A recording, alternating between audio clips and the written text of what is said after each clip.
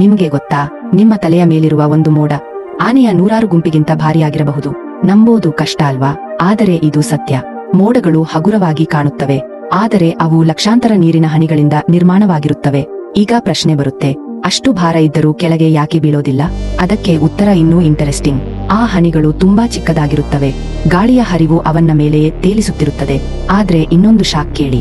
ಒಂದು ಸಾಮಾನ್ಯ ಕ್ಯುಮುಲಸ್ ಮೋಡದ ತೂಕ ಸುಮಾರು 5 ಲಕ್ಷ ಕಿಲೋ ಇರಬಹುದು, ಅಂದರೆ ಸುಮಾರು 100 ಆನೆಗಳ ತೂಕ.